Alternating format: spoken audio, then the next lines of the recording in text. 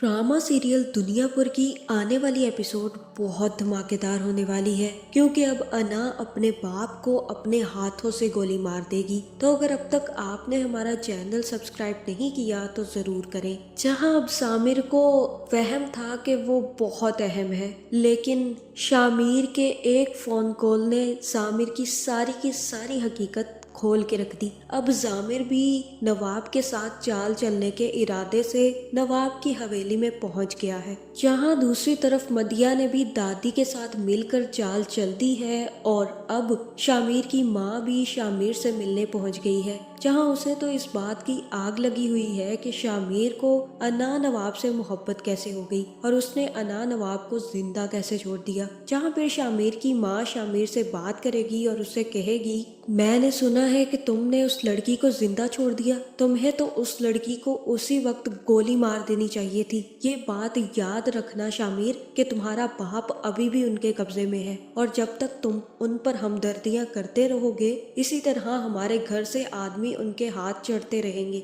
जहाँ फिर शामिर अपनी माँ से कहेगा कि मैं ये सब कुछ अच्छे से जानता हूँ, इसलिए आपको मुझे समझाने की ज़रूरत नहीं है। और यहाँ हो सकता है कि शामिर की माँ शामिर से बात करे कि तुम्हारी दादी अब तुम्हारी शादी मदिया से करवाना चाहती है, इसलिए जल्द से जल्द खुद को तैयार कर लो मदिया से शादी करने के लिए। और फिर ये बात जैसे ही निम्रा को पता चलेगी तो वो भी मदिया की ठुकाई करने मदिया के पास पहुँच जाएगी और उससे कहेगी कि तुम मेरे भाई से शादी करने के इरादे में हो। जहाँ फिर मदिया यहाँ पर निम्रा को भी बातें सुनाएगी और कहेगी कि क्यों, तुम क्या चाहती हो कि तुम्हारी सुतेली बेटी से शादी कर ले जाकर?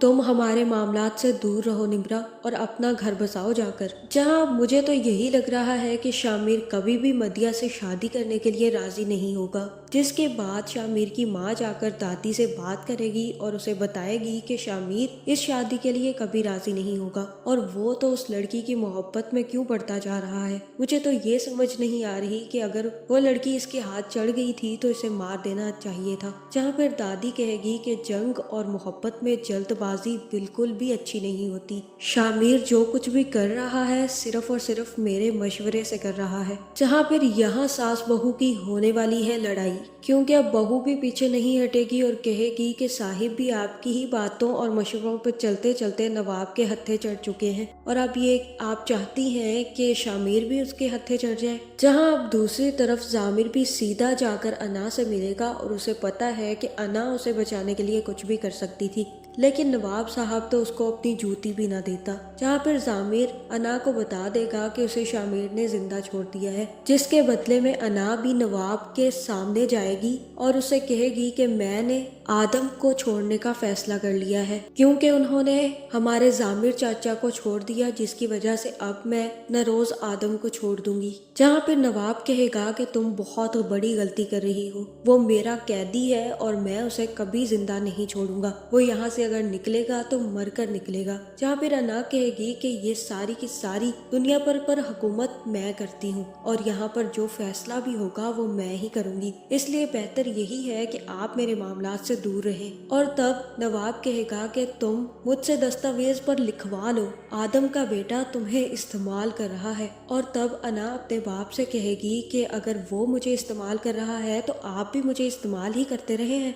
जहाँ फिर अना किसी की बात नहीं सुनेगी और जामिर आकर अना को समझाएगा और अना से कहेगा कि आप ये बहुत बड़ा गलत फैसला कर रही हैं, ये शामिर नहीं है नरोज आदम है। अगर आप आदम के साथ अच्छा करने जाएंगी तो बदले में कभी भी अच्छे की उम्मीद मत रखिएगा।